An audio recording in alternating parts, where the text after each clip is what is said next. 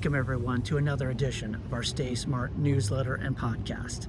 Hey, we're just going to jump in today because we're going to be talking about furnished rentals, corporate housing, and the things that affect that industry. So the first article we're going to be talking about is the regulations that were put in place in New York City about a year ago that really affected the less than 30 night listings on Airbnb.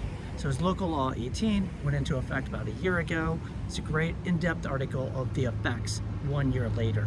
We've talked about this several times on this podcast, and we'll continue to talk about it because I think regulations in this industry really do impact short-term rentals, mid-term rentals, corporate housing. This is what we do with Viciniti Corporate Housing, is stays of 30 nights or longer, kind of mid-term rentals, short-term rentals. This is what we do on a day-to-day basis. So what's interesting about this, what we see the drastic impact is people that had done less than 30 night listings really converting these into 30 night listings or longer, so midterm rentals. We saw a huge decrease, 83% of the listings that were less than 30 days after this law took effect, Local Law 18, 83% of those listings either went away or converted to 30 nights or longer. When you combine all the listings, whether they're less than 30 or more than 30, you only saw a 24% drop in the overall listings. So really it's just people shifting to more of a midterm rental model than a short-term rental model. And the reason they put this law in effect was because they wanted to increase the stock in the long-term rental market because apartment rents had gone up. What's interesting about this is we see that rents have still gone up in New York City. They're up over $4,500 for a one bedroom on average, which is really high. But what's interesting about this is we've seen rents go up pretty much across the board, in particular the Northeast in this market, the New York area. So yes, rents continue to go up, but I don't know if that's really the impact. And another thing that talks about this in this article is the hotel industry. The hotel industry has done really well. In particular, it talks about the first 6 months of this year. The RevPAR has been really high. There's a lot of things that go into this. What's interesting is they are really high this year over last year, but they're not quite up to 2019 numbers. And also, there's a lot of things that went into that. New York City, a lot of hotels are being used to house the homeless population.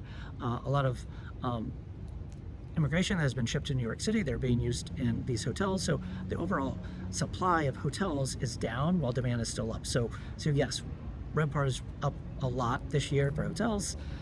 Not sure if that's, this obviously had an impact in it. Local Law 18 had an effect on the hotel industry. It's been a positive impact for the hotel industry. But it's interesting to see how this continues to play out because Local Law 18 was really intended to get more long-term stock into New York City. And maybe we'll see this because maybe the people that were switching to midterm rentals, maybe they don't see that as a long-term strategy and they do shift to long-term rentals. I don't know, we'll see. I think it's been interesting so far, but I think we'll need to continue to watch this for another couple years to see what the true impact is. And I think this is a really good situation when we look at regulations, because this is typically what we're seeing is that 30 night minimum is where we see that cutoff of whether it's a short-term rental or midterm rental. So the other articles that we have this week, Switchplace, which is Tammy Gillespie's Texas-based corporate housing company. They rebranded. It's a re-imaging of the company. I think it's interesting for them. We had rebranded a couple years ago as from ExecuStay to Viciniti Corporate Housing. So Switchplace, so interesting to see their new brand model out there. And then there's an interesting article from Worldwide ERC. They put out about the trends over the last 7 or 8 years in relocations, kind of US and international and US and international together. Kind of not surprising, we saw relocations increasing. Then 2020 hit, we saw a dip. We've seen them go up again, 22, 23. Now it's starting to stagnate, slow down a little bit, maybe moderate a little bit. And it talks about the top markets for relocations into Texas, Florida, and California. New York had been in the top 5 each of those years also. So not really surprised there. I mean, in particular, Texas and Florida, we're seeing a lot of relocations, which typically involve temp housing or corporate housing, a lot of business in Texas and Florida. And then finally, there's an article about ReloQuest is releasing RQ VantagePoint, which is a data analytic tool It'll be a subscription model to CHPA members.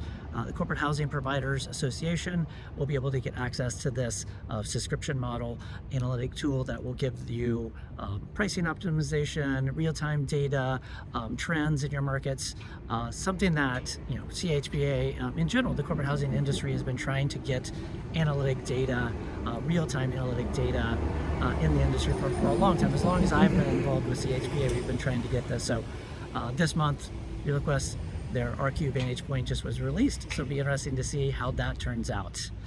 So that's what we have this week. Again, this is the StaySmart newsletter and podcast brought to you by Viciniti Corporate Housing, where we try to keep you updated on what we see happening in the industry. If you'd like to hear anything else on this podcast, please let us know. But otherwise, that's what I see transitioning this week. Take care, everyone.